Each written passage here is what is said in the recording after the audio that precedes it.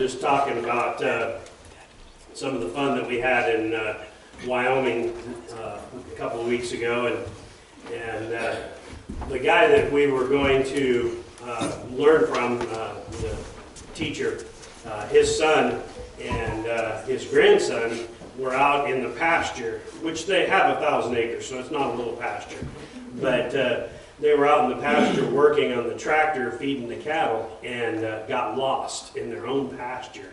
And it took them a few hours to get back to the house, and it kind of made me think about sometimes how easy it is for us to lose our way. You know, common ground, you know, something that we're familiar with. We think, you know, this is good. Of course, this was in a place where we were dealing with blizzard conditions and everything, but you know, to be in your own pasture and get lost, that's kind of scary. Scary thought. But I wonder how many times we can get lost in our own backyard, you know, in our own ground. When I was looking at the passage for this week and working on it, I was struggling a little bit. About every month or two, I run across a passage. I preach exegetically, so I'm preaching through the books of the Bible or whatever I'm working on, and as I'm preaching through, I'm not picking and choosing the text that I want to deal with. I just go through and I take whatever is next. And so about once a month, every month or two, I run into a passage that stumps me, or it kind of makes me feel like, you know, there's something here I'm missing. And this is one of those days. And we're in James chapter 4 and verses 11 and 12. And as I got to this passage, I was a little bit confused about it. So yesterday at our work party, I told Bill and Samuel and a few others that were sitting around the table, you know, I'm a little bit confused about the scripture that I'm going to be preaching on tomorrow. So they told me how to fix it and what to do. I felt like I was lost in my own backyard, you know. But whenever I kind of was going through this passage, the thing that tripped me up was the judgment. It talks about judging. And so I'm going to read the passage in James chapter 4, starting with verse 11. It says, "Brothers, do not slander one another. Anyone who speaks against his brother or judges him speaks against the law and judges it. When you judge the law, you are not keeping it, but sitting in judgment on it. There is only one lawgiver and judge, the one who is able to save and destroy. But you, who are you to judge your neighbor?" So we hear, like I said, this is my own backyard, you know, so how can I get lost in a passage like that? But the problem that I ran into was that I was trying to figure out why he brought in judgment when he had just talked about, how did he put it, do not slander one another. So I'm thinking, you know, do not slander and judgment. How does that go together? Where does it come from? So I had to beat it around quite a bit and work on it. And over the week, as I was studying for it, I was trying to figure out, you know, how do you tie the two together? Well, it kind of clicked yesterday. After Bill and Samuel were giving me some ideas and stuff, I went home and I kind of looked at it from a different perspective and different eyes, and I came up with the answer, at least what I believe to be the answer. You see, James is speaking here to a primarily Jewish crowd. Now, the Jews came from Judaism, from the Israelites. They came out of the teachings of the Old Testament, the Old Law, the Old Commandments. And so, can you imagine if you were a Jew living in those days, where your whole life was wrapped around all of the rules and regulations? So, everything that you knew, everything that you had worked for, was to have this checklist. Yesterday we had the work party here, and I had a checklist, a whole page, 8.5 by 11 typed out, of things to do. It felt really good to go down and check it. I noticed that other people were checking it off, and then they didn't just check it off. They took a big marker and went right through the middle of it. You know, we did this. It feels good to be able to check things off, to be able to say, you know, I did this, I accomplished it, it's done. And that's good. You know, there's nothing wrong with that.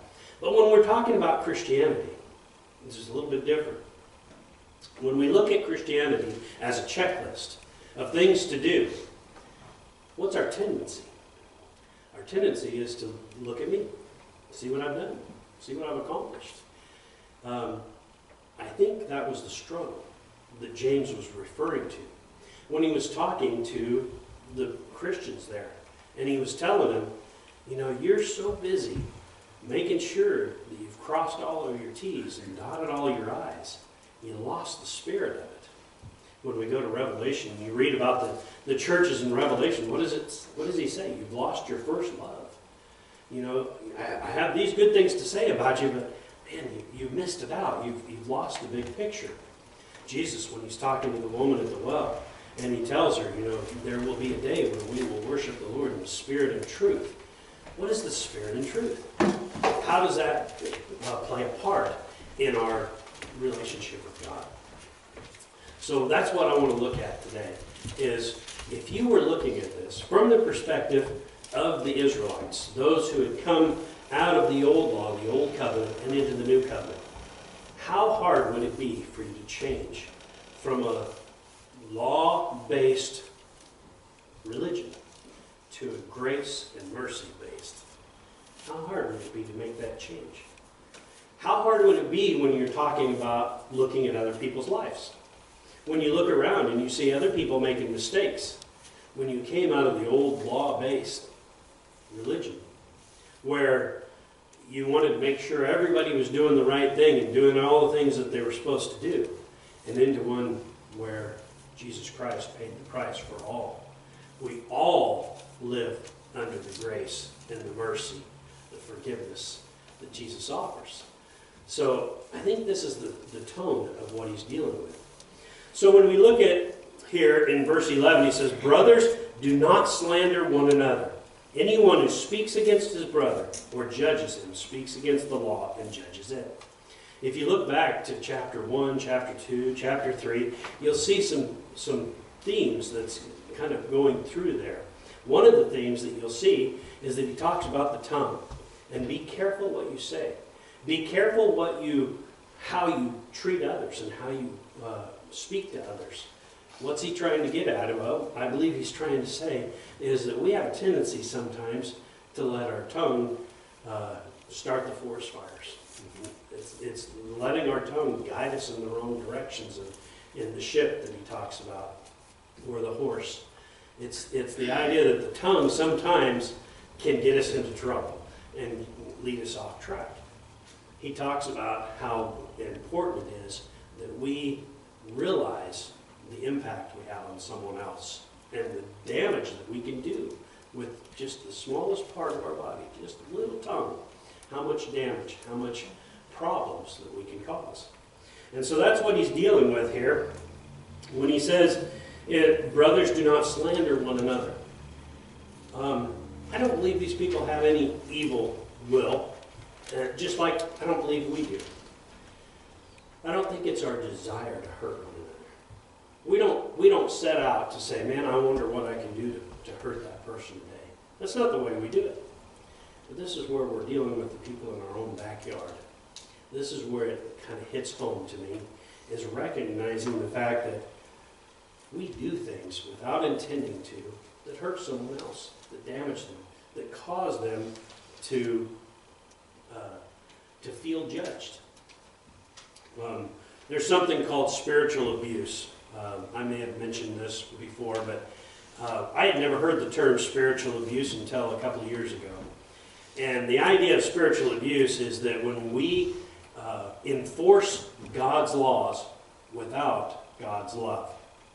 So when we bind things on people and force things on people, but we don't have love, what is the purpose of doing that? Sometimes we get caught in the idea of upholding laws and regulations and our checklist of things that we should do. And when we get there, but we don't bring love into the picture, we can sometimes cause someone to have spiritual abuse. When people make comments and say things that are critical or hurtful to someone, you know, we say those words, sticks and stones will break the bone, but words will never hurt you. There's never been a bigger lie than that. The things that we say, the tongue, can do more damage than we often realize. So how do we avoid that? How do we keep from causing other people pain in the things that we say? Say it with love. Whenever we back up and we read the verses that we've talked about in chapter 3, it said, such wisdom does not come down from heaven, but is earthly, unspiritual, of the devil. For where you have envy and selfish ambition, there you find disorder and every evil practice. And in verse 17 of chapter 3, but the wisdom that comes from heaven is first of all pure, then peace-loving, considerate, submissive, full of mercy and good fruit, impartial and sincere. What is it that as Christians we should be trying to do? We should be loving, kind, considerate, understanding, forgiving, merciful, graceful. The very thing that God has given to us.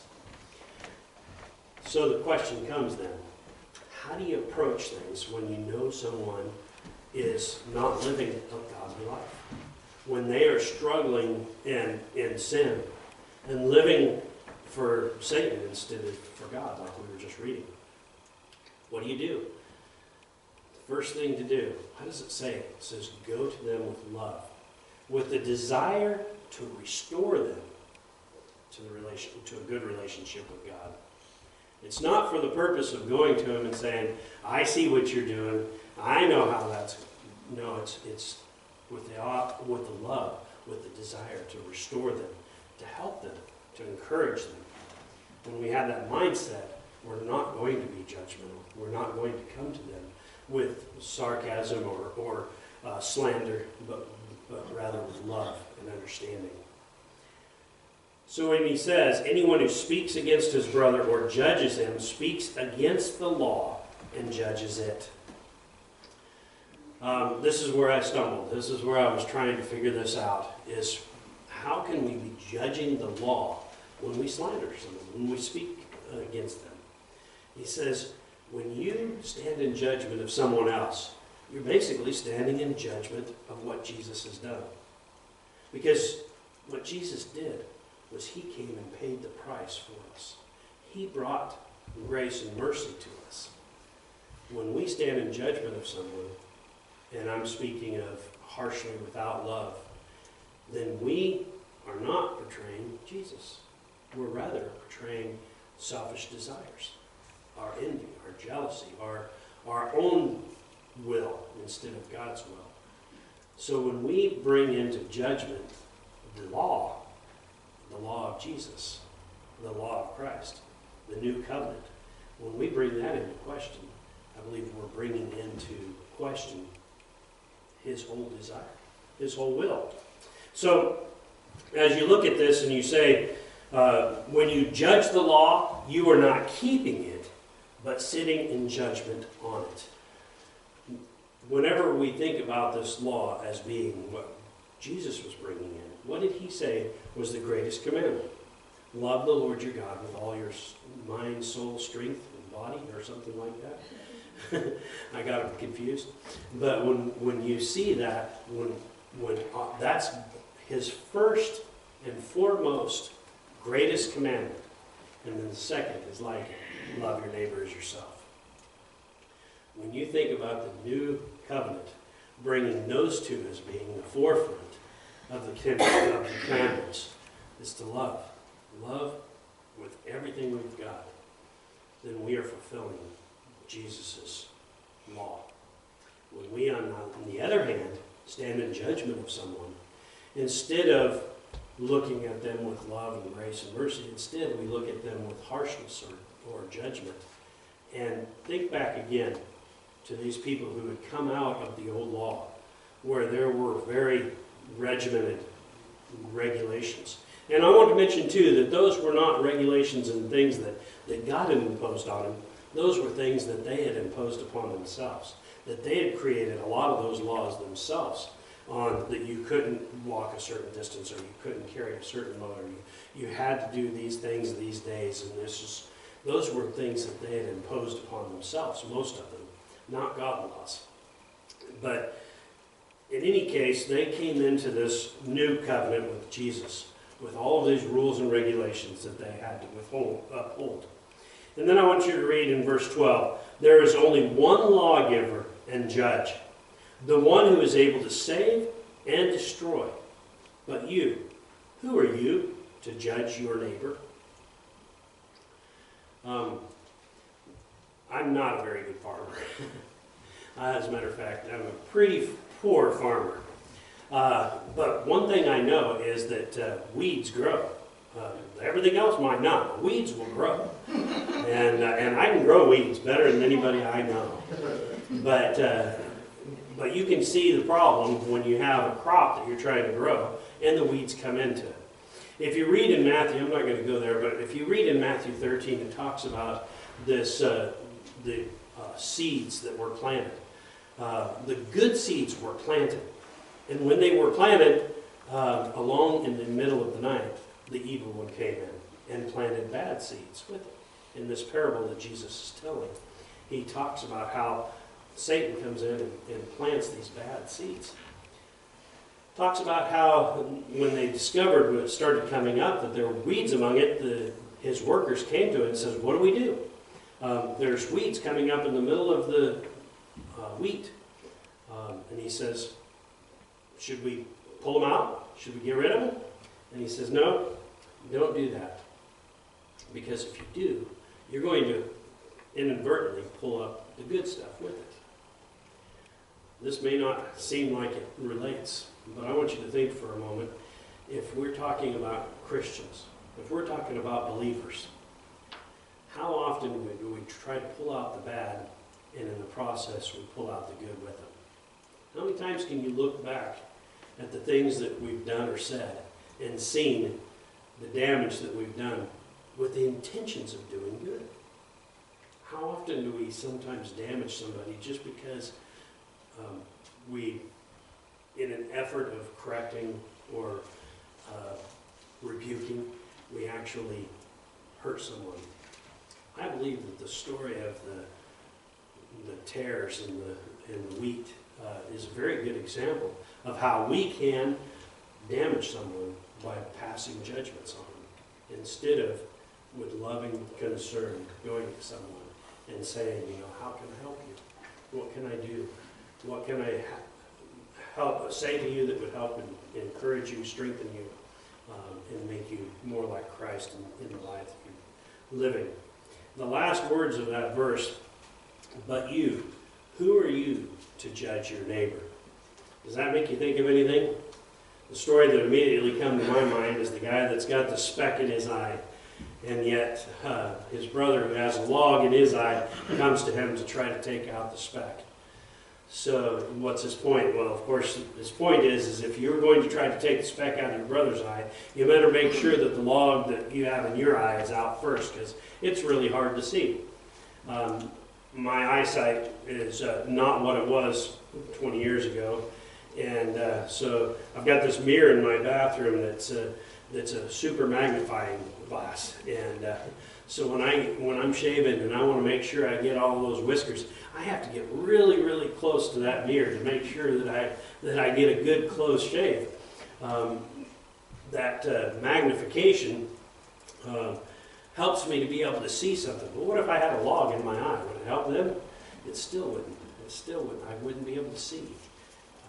But he says, make sure you take that log out of your own eye before you try to help your brother who has that little speck in his eye. Judging the law and judging one another is the same thing. And like I said, that's where I was tripping up in my own backyard, because I was trying to figure out how that applies to me. And it was so obvious that I couldn't see it. My wife says I can't find my socks in my own drawer. And sometimes the things that are right in front of you, you can't see. You miss them. I believe that God has a purpose for everything that's in this Bible. question comes, what was it that James was wanting to communicate to us? And why was it so important that he explained to us this relationship? I want to read to you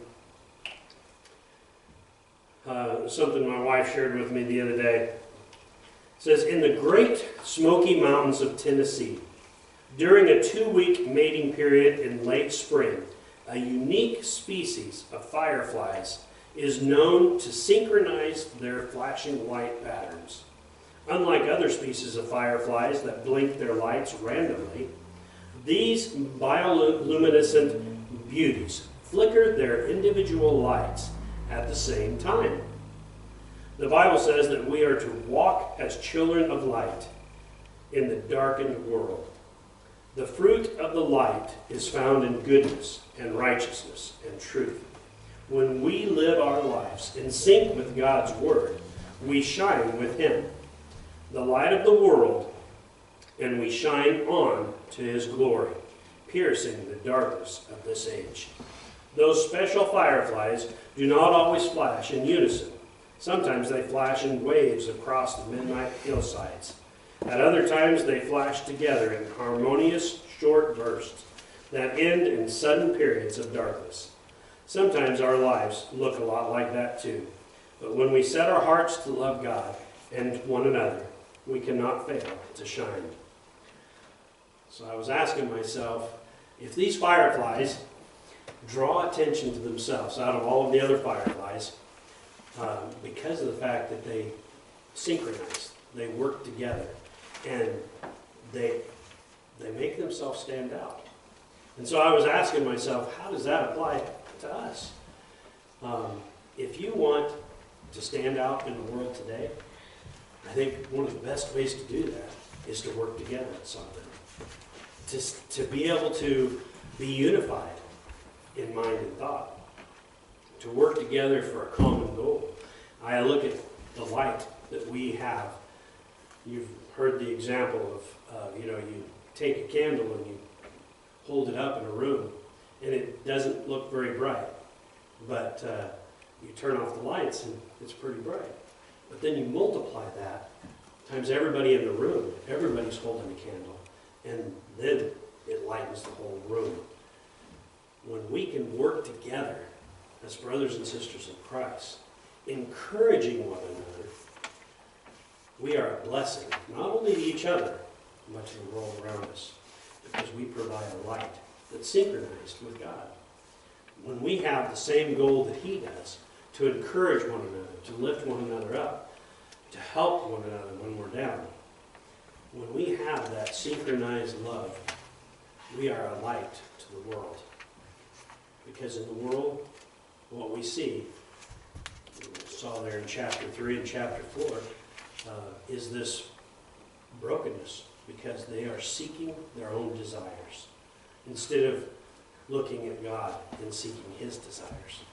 When we are focused on God and we are looking to please Him, when we submit ourselves to Him, then He can use us. And I can think of example out of example after example that if we are willing to submit to God and allow Him to be in control of our lives, individually, we all have to do that, then what could God do? How could He accomplish those goals if we would individually submit to Him? Then He would be able to use each one of us in different ways. And I think that's a beautiful analogy of what God can do and does do when we allow Him to. But when God, through His Spirit, directs us to do something, and we say to ourselves, I don't want to do that. I don't want to participate in that. How does that affect God's overall goal in using the church to bring light to the darkness in the world? On the other hand, if we all submit to Him individually, give our lives to Him, and allow Him to use us, how much greater good could God do through individuals who have surrendered their lives to Him? So when we look at this Instead of looking at the idea of having laws and regulations, instead of looking at the world and saying, you know, what can we gain out of the world? Instead, we're looking towards God and asking Him, how can you use us? How can we be a blessing to those around us?